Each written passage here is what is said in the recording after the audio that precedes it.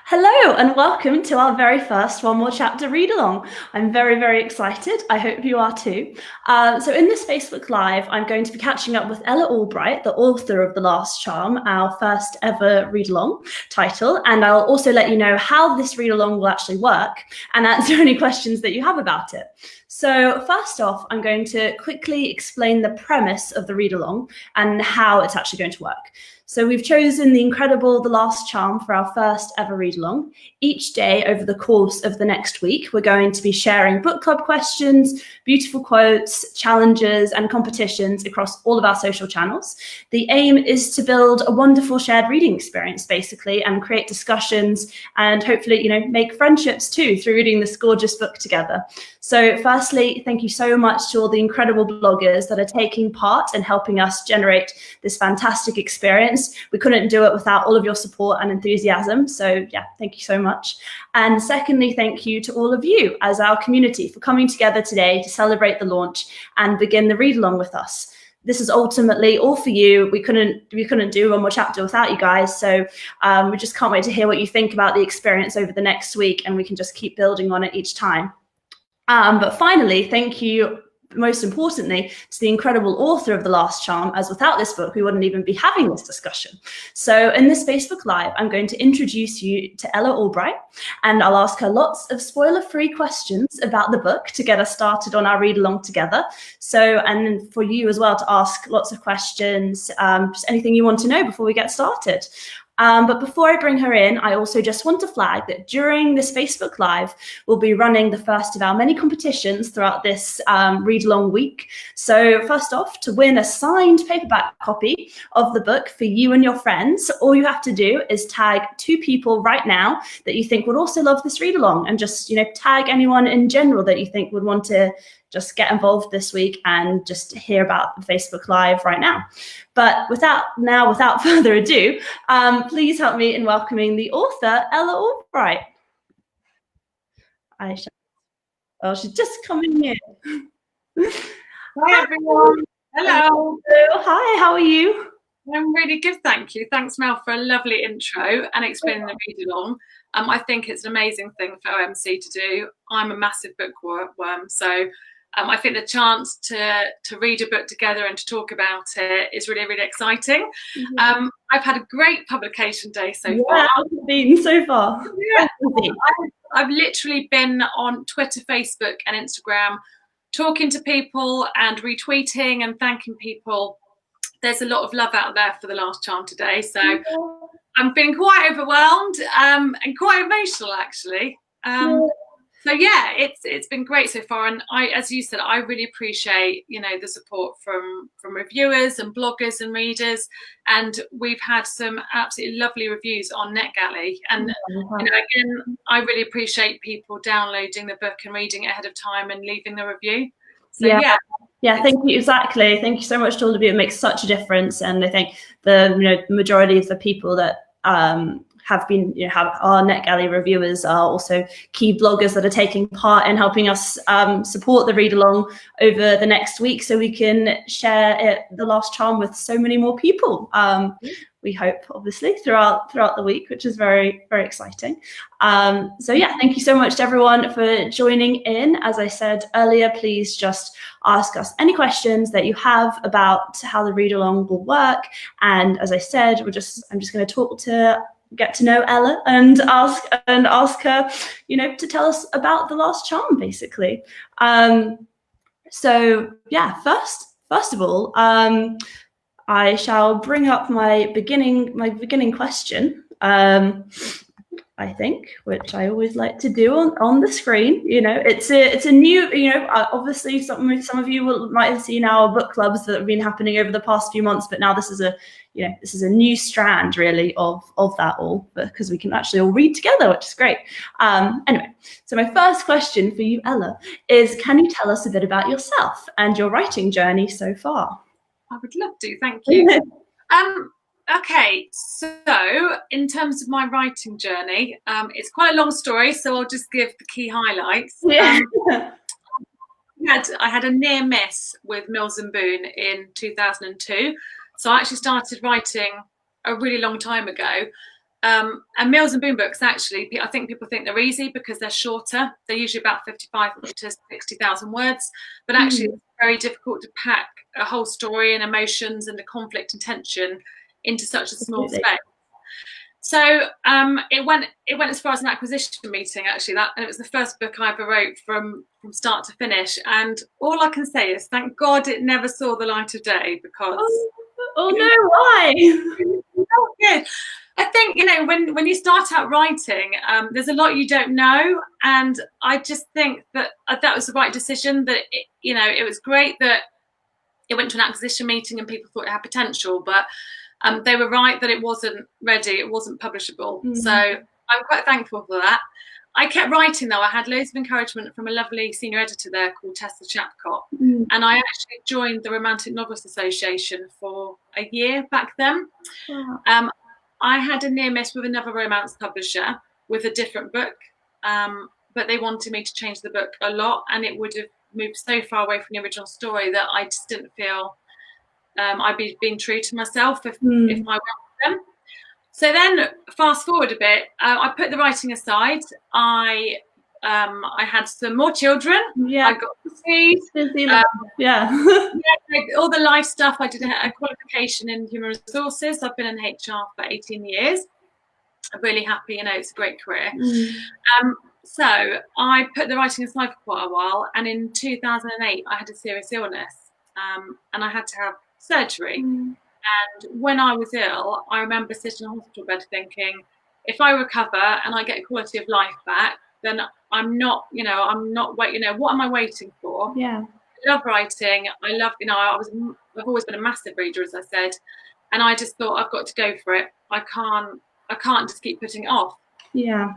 So I started writing in 2009-10 to be seriously published. I entered lots of competitions. I rejoined the Romantic Novelists Association, which, they're absolutely brilliant. And anyone who's an author, I'd say join the RNA because of what it can do. Such a wonderful community. It really is. I feel like I've got a bit of a tribe in terms of I've got my fellow authors and kind of industry professionals in the RNA. But I've got all these lovely readers and people, and other authors on social media. And I've got my friends and family. But in terms of my writing career, it's the RNA that really helped me get published, because I was part of something called the New Writer Scheme, which I'm sure you've heard about, Mel. Yeah, but for anyone out there, do you want to tell them a bit about what the New Writer Scheme is? Yeah. So it's basically I'd call it a probationary membership. It doesn't cost very much.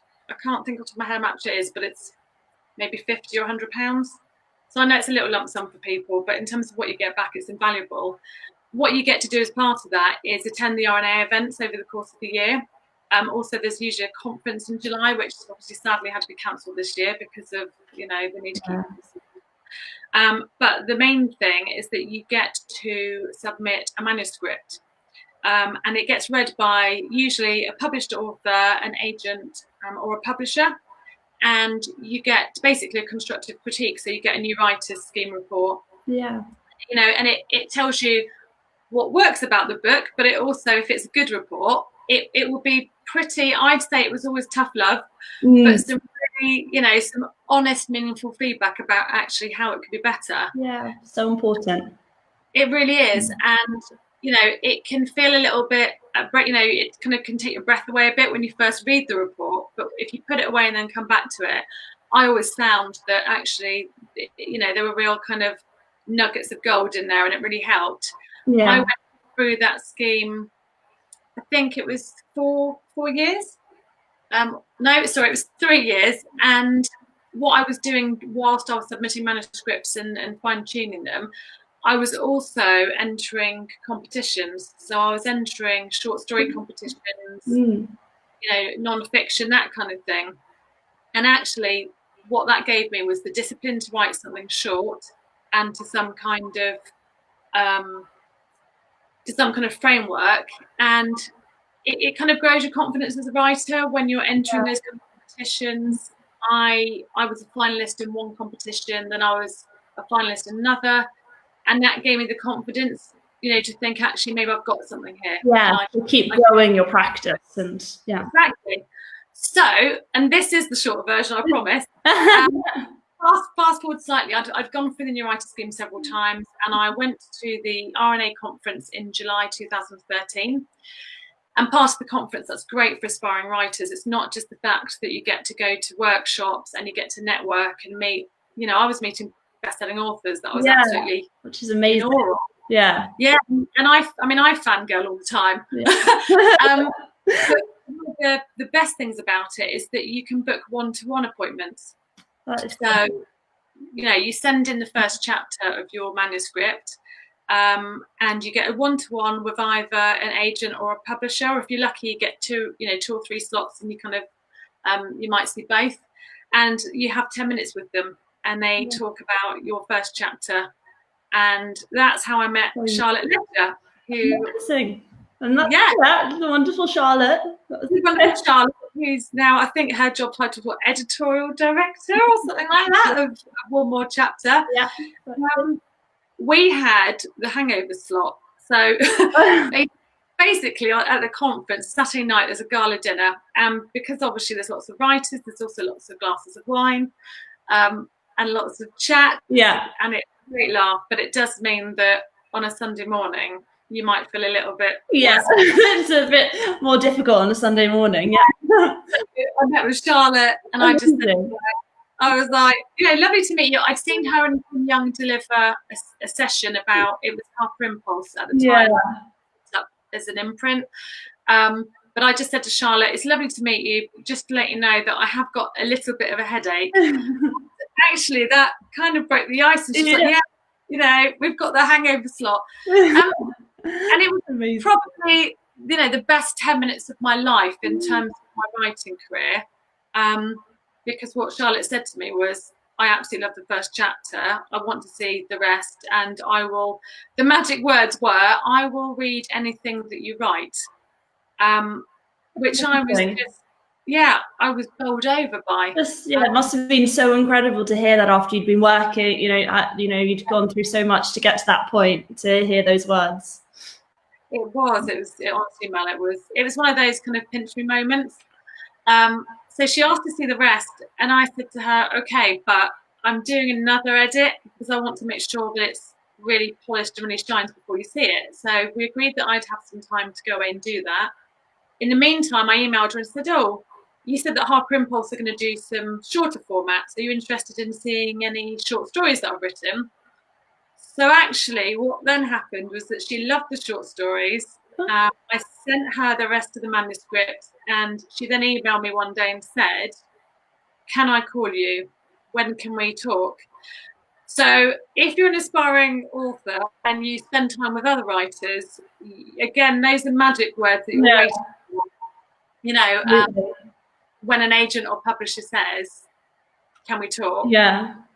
And so I was like, I remember saying to my mum, I was like, I think it's going to be the call. And it was. Amazing. It was. So I think that was like October 13th. Excuse me, losing my voice. She called and she offered me a full work contract, and therefore that manuscript went on to become my debut, which was called Crazy Undercover Love, which was under my Nikki Moore pen name. Yeah. Amazing. And then the short stories were published. And then the fourth work in that contract was a novel set in London, which became Picnics in Hyde Park. But before that was published, Charlotte said to me, how would you feel about writing a series set in London? And I was like, yes, please. Yeah. Then I ended up doing the Love London series. Which was, it was 5 novellas and a novel. And the rest is history, really, I guess. Yeah, it's a good, really solid writing journey, isn't it? And just, I think it just shows like how you've worked so hard, and you've kept going, and there's lots of really helpful advice in there for anyone who's an aspiring author out there, that you just, I guess it is you have to keep going, don't you, really, but also find that community that you find really supports you as well. It is. And I think the best the best piece of writing advice that I think I was ever given, and that I would always kind of pay forward, it is that it's just keep going. It's, you know, persistence pays. And I'm really lucky because my aunt is, I think she's Sunday Times bestselling author, but it's Sue Moorcroft. Yeah. Who's published by Avon. Yeah. Our sister division.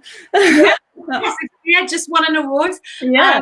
And Sue was always really supportive of me, and she looked at a couple of my early manuscripts, and she, you know, she said to me more than once, you know, you just need to keep going. Just keep going, it will happen. And it's really true. And I think actually it's really important to build resilience as a writer if you want to be a published author. You know, absolutely. We have knockbacks, and we have to take the chin. And it's okay to go away for a couple of days and maybe have a little bit of a, you know, a bit of a sulk and have a G&T or what have you. But ultimately, you need to come back to it and just send it out to someone else, or